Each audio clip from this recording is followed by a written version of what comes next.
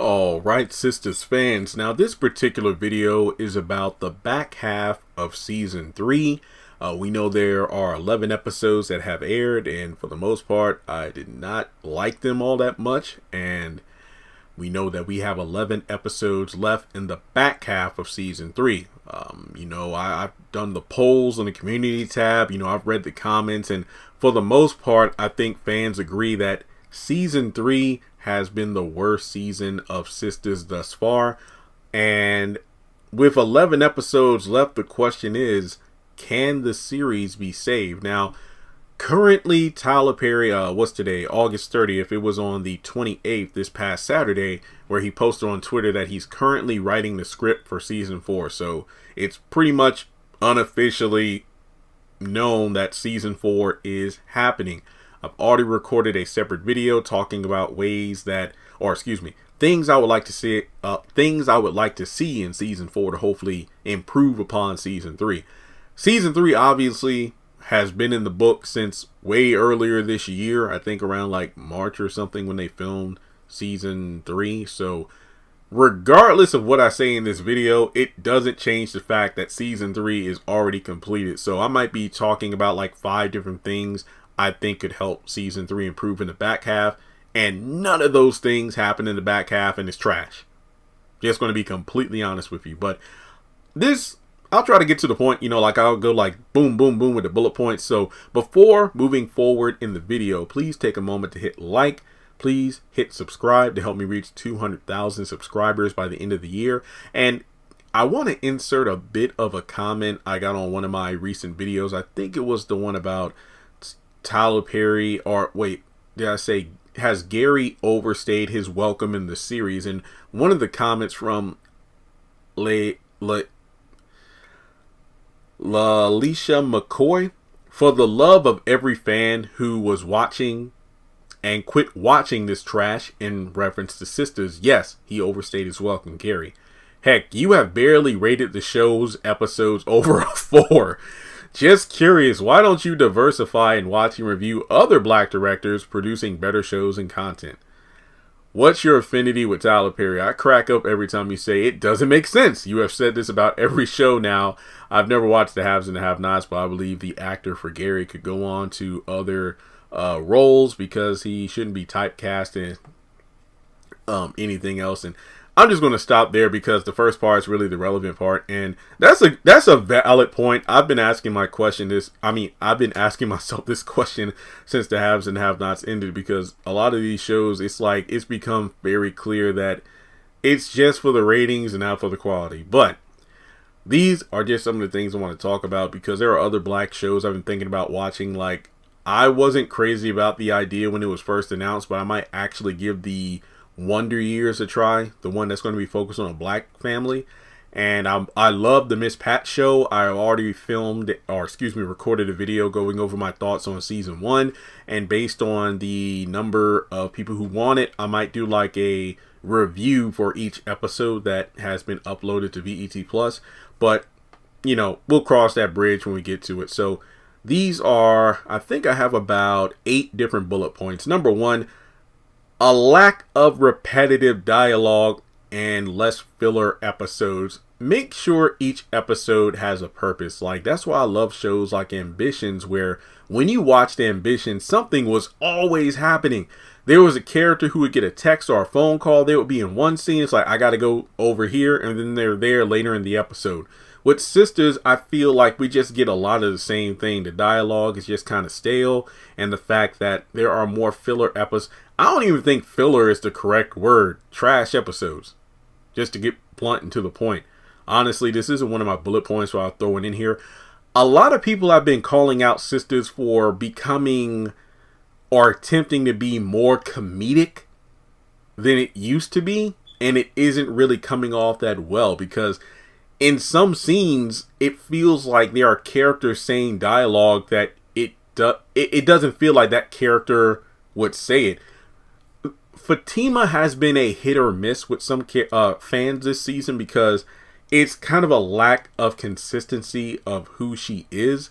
It kind of feels like she's becoming an amalgamation of the other women where it's like, okay, I get that she's becoming one of the sisters, maybe, but she's talking like Danny. She's treating Zach like Karen would, and why is she so thirsty all of a sudden? It's just weird. I can understand that. I don't know if it's necessarily, overall, it's not at the fault of the actors or the actresses. I feel like it comes down to the writing and directing, where it's the lack of consistency of, I don't think this character would act this way in the situation. Like, I feel like Fatima, the first time she met with the girls at the girls' night in season 2, that was a great episode because at the time, she blended right in with the women. She was still her own character, but, her and Danny hit it off because they're kind of similar, but you could tell who was Danny and who was Fatima. She kind of has an interest in Karen's style. That's great. Her and Andy work together. She seems like a sweetheart who gives great advice like Sabrina. So it feels like the more that Fatima is in contact with women, the more she acts like them, and as a result, she doesn't feel like her own character. So let's kind of keep Fatima in her own space, The next point is, don't rush Zatima. Let's be honest here. Season 4 is being written. Zatima is not going to happen right away, that is. I'm not saying they'll never get together, but they'll never be a happy couple right away, because think about it this way. Zatima is the reason people watch the show. At this point, it's without question. If you have Zach and Fatima together and everything is good, you have no show. But Jeremy, what about the 4 sisters? It doesn't matter. Their storylines suck. Don't rush Zatima. Basically, have them go through the ups and downs. They're not just going to instantly get together because Zach is in a different tax bracket now. He's going to have options. That's going to be his own video. Basically, I'm thinking there are going to be more issues. But the thing about it is, don't have it always be about Hayden starting trouble. Don't let it be about Karen running up in Zach's life. With the whole potential baby thing. Don't let it just be, Zach's the father, without thinking, well, I did sleep with Aaron though. Kind of like the credit card thing. Zach Taylor, it has to be Zach. But then it turned out it wasn't Zach, and you ruined you messed up his record by putting him back in jail. I don't know if that was ever I know Fatima got him out, but I don't know if it was ever cleared up that he wasn't the one that stole the credit card to the police station to take it off his record. Sorry, my chair's about to squeak. But I feel like with the pregnancy, if she is pregnant, don't be like, it has to be Zach's, and then you bring it to him without really thinking, well, I did have sex with Aaron, maybe it's his, I don't know. So that way Zatima isn't ruined by the predictable storylines that, people would think, that's what's going to happen. I actually recorded a video right before this one about the credit card thief, who I think it should be, and check that video out. I don't want to tell you in this video how I think that should be written, because that video by itself, I want you to watch that, help it get views, and hopefully Tyler Perry will see it. But I think that fans want to know who actually stole the card. All we know is that was a client. Karen saw the video footage, but we never saw it, so it's kind of like Loverboy's painting that he brought over to Danny's place. Preston said it was really good, but we never got to see it, so there's that. Let Danny be with Preston or just stay wild. I mean, at this point, I love Preston as a character. I just feel like we can only have Danny pushing him away so many times before he looks like a simp. Either have Danny learn to love Preston or open herself up to him, but that happened at the end of season 1, and that was one of her best moments. But now it just seems ever since then, it's just been regressing with her. Either one way or another. But I feel like with all these women, they'll get with a seemingly good guy, but then they want to go back to their old roots. And then when they discover, wow, this guy I was with actually changed my perspective. I thought I wanted a thug. I thought I wanted to have sex all the time and have fun. But I really need somebody who's going to keep me grounded. I want to dump these 5 guys I dated on the side and get back with them. No. Have Danny choose people like El Fuego or choose to be with Preston. There we go. And, either let Jacoby go from the series because he's on All the Queen's Men, or just don't keep him around to be a punching bag. Either because, hey, he knocked the hell out of Calvin. And look, even if Calvin knocked out Jacoby, it would not go viral. Like, it would be unbelievable.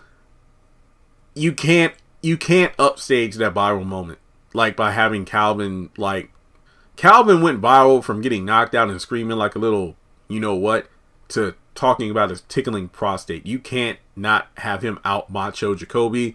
It would just be too damn ridiculous. So either let Jacoby go from the show, never show him again, have him tied into Alonzo, but don't have him around just to make quote unquote Calvin like the more